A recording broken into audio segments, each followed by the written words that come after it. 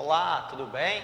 Professor Leanderson, mais uma vez aqui com vocês, para a gente dar continuidade à nossa sequência de videoaulas, certo?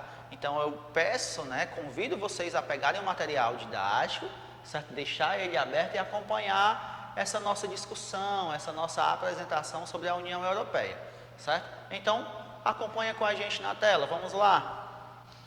O livro, de vocês devem estar aberto na página 236, para a gente dar continuidade aos nossos comentários a respeito da Europa. Mais especificamente, hoje, nós vamos falar sobre os aspectos econômicos. E não tem como a gente desassociar a economia do continente europeu à União Europeia, que é considerado o maior bloco econômico do mundo. Beleza?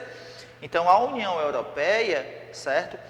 Ela hoje, considerada como o maior bloco econômico do mundo, conta com 27 países membros. Mas como ela surge, De onde ela vem? A partir das informações vistas no livro de vocês, aqui embaixo, no Para Saber Mais, certo? Que informações nós vamos ter? Que em 1957, a União Europeia ela vai surgir a partir de uma outra comunidade, certo? A Comunidade Econômica Europeia.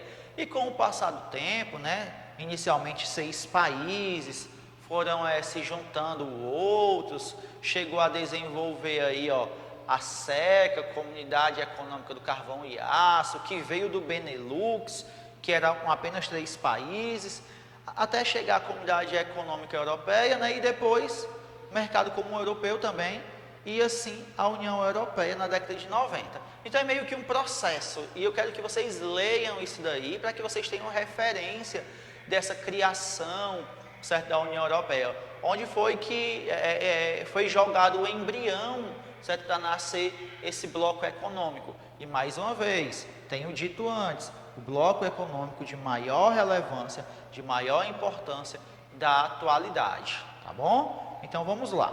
O que é a União Europeia, como ela se divide, como ela está organizada? Bem, é um organismo extremamente complexo, isso a gente tem noção, e possui diversas instituições, certo? Que são bem semelhantes a um país. E aí a gente pode citar, certo? Aqui, nós temos o Parlamento Europeu, certo?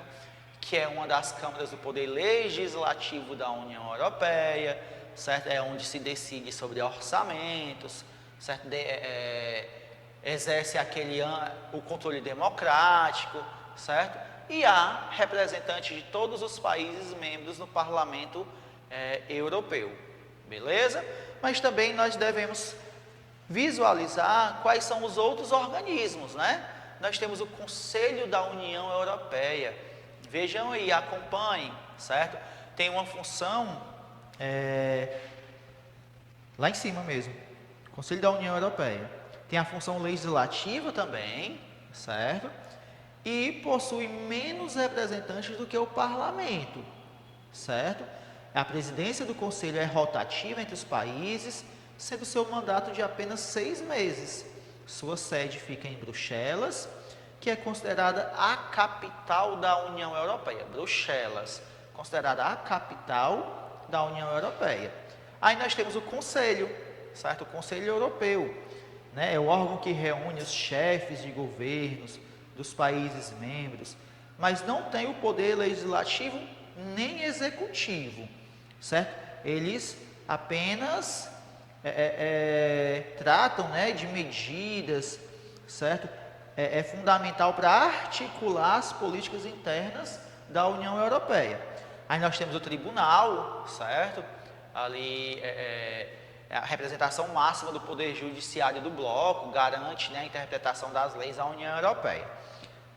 Também, nós temos o Tribunal de Contas, que tem uma função mais específica, que é a entrada e a saída do dinheiro, ficar ali fiscalizando, essa entrada e saída de dinheiro na União Europeia. Assim como nós também temos a Comissão Europeia, certo? Que implanta políticas definidas pelo poder legislativo e executivo, e o orçamento, e o Banco Central, certo? que está entre as principais instituições da Europa, né, europeia. Sediado em Frankfurt, na Alemanha, foi criado em 1998 para promover a unificação de políticas econômicas e monetárias, certo? Assim, trabalha junto aos bancos centrais dos países que fazem parte da zona do euro, a fim de garantir o poder de compra dessa moeda, certo? A fim de deixar, certo, o euro valorizado.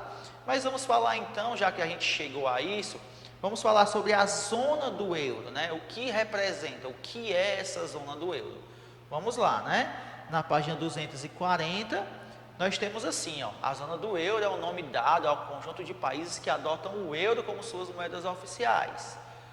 E, certo, como também acredito que vocês já saibam, é importante que todos saibam que nem todos os países, certo, aderiram, certo, adotam o euro como sua moeda, certo?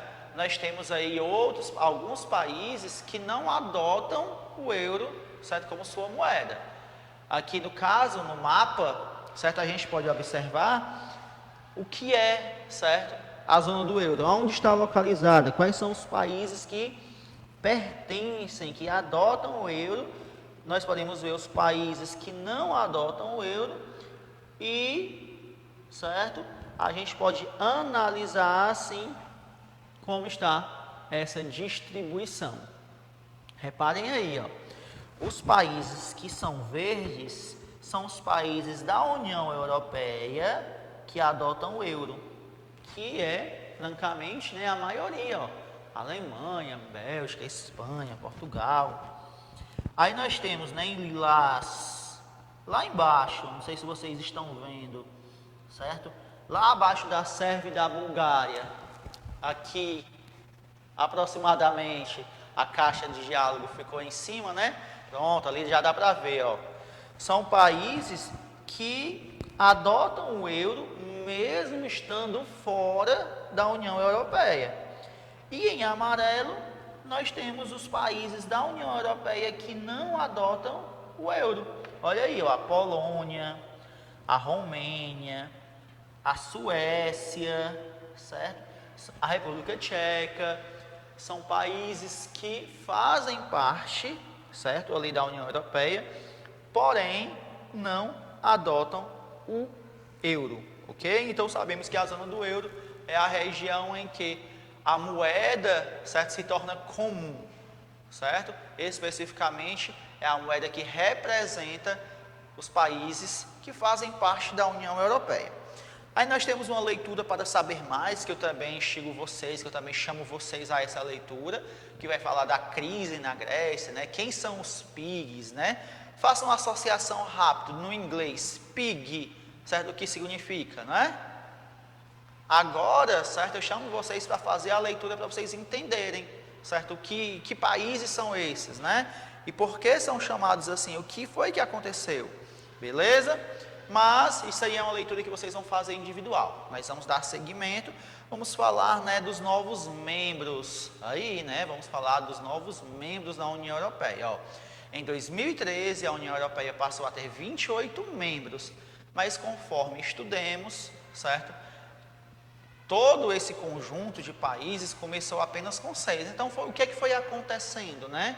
Alguns países foram aderindo, mas como é essa adesão? Essa adesão é de uma forma, eu quero ser e simplesmente, né, o conselho aprova ou não aprova? Não, não é assim. Para fazer parte da União Europeia é preciso, né, ter uma série de adaptações. Quais são elas? Né, ser um país democrático, certo? Que respeite os direitos humanos, protejam as minorias, ter uma economia de mercado que seja capaz de competir com outras economias, ser capaz de assumir todas as responsabilidades políticas, ser aceito por todos os outros países membros e o mais importante deles, localizar-se na Europa, né? Não faz sentido o Japão querer fazer parte da União Europeia, não faz, certo? Então nós temos aí, certo, esse conjunto, certo, de medidas que são avaliadas para o ingresso ou não de alguns países. Vamos lá, ó. Atualmente há 4 candidatos para ingressar na União Europeia. a Albânia, a Macedônia, Montenegro e Turquia. E a Turquia é o mais comentado, né? Dificilmente será aceito, ok? A Turquia tem um governo considerado autoritário por alguns países, certo? Além de ter um conflito interno envolvendo o povo curdo, certo? Então, é um candidato que tem ali uma certa polêmica na sua adesão ao bloco. Vamos descer um pouquinho, né, para falar da atuação da União Europeia no mercado internacional, certo? A maior parte, né, dos países da União Europeia fazem parte ali de grupos importantes, como o G7, o G20. Então, são países que têm um poder, né, que têm um PIB muito forte, certo? E é notório também, certo, que a Europa é o berço, certo, do capitalismo. Então, muitos desses países já passaram por esse momento de provação, já tiveram o seu desenvolvimento tecnológico. Assim, certo, podemos destacar até atividades como agricultura e pecuária, que são consideradas atividades primárias, certo, extremamente desenvolvidas. Por quê? Porque houve uma mecanização associada a um território pequeno, certo, mas com alta tecnologia empregada. O continente europeu é um destaque, certo, na produção de commodities. Commodities é aqueles produtos que são considerados matérias-primas, certo? Como café, como cacau, como o próprio petróleo, trigo, entre outros. Então, uma área altamente mecanizada faz com que a agricultura, tanto quanto também a pecuária, utilizando técnicas intensivas de criação, olha aí, ó, essa imagem, certo? Um sistema automatizado, certo? De ordenha de vacas na Holanda. A gente consegue fazer essa associação à nossa realidade brasileira? Difícil, né? Então, quando a gente fala de agricultura e pecuária na Europa, nós estamos falando de técnicas modernas. Então, querendo ou não, são destaques, sim. No caso do extrativismo, silvicultura, pesca, certo? Todas essas atividades, certo? O extrativismo em si é responsável por grande parte da devastação das florestas, né? Dos recursos vegetais, certo? No continente europeu. A pesca em si é uma atividade importante, praticada tanto em escala artesanal, ou seja, em pequenas quantidades, quanto também em industrial, certo? E são atividades que são vistas, que são sentidas e que são, né, percebidas dentro do continente europeu. Assim, o próximo destaque é a mineração, né? Uma atividade econômica fundamental, certo? Ela é bastante importante na Europa, certo? Ali na produção de ferro, ou como alguns combustíveis fósseis, como o gás natural, certo? Que onde, né, o maior destaque é a Rússia, e nós temos também, não é, no caso ali, a indústria, que talvez seja a grande referência, como nós destacamos a indústria, certo? Ela inicia a sua produtividade dentro do continente europeu, certo? A Europa, então, é o berço dessa atividade. Então, bastantes países são considerados extremamente desenvolvidos, adaptados, certo? A esse recurso. Praticamente todos os países da Europa, certo? Ocidental, emprega uma tecnologia altíssima, certo? Na indústria, ok? E o último tópico é a questão do turismo, não é? O turismo, como todo mundo sabe, né? A Europa é uma referência, certo? Quem não tem o sonho de conhecer a Europa um dia? Quem não tem o sonho de ir à França, né? De conhecer Barcelona, de conhecer outros estados europeus? Certo? Além das suas belezas naturais, nós também devemos destacar a questão histórica, certo? Cultural, certo? Que ajuda o continente a cada vez mais exercer esse poder atrativo, certo? Entre as sociedades, entre os povos de outros continentes. Então, certo? A gente encerra por aqui nossa apresentação, né? Nossa aula de hoje. Fica a atividade disponível, certo, para vocês. Na nossa próxima aula a gente vai corrigir, tirando assim as dúvidas dos nossos encontros no Meet. Um grande abraço.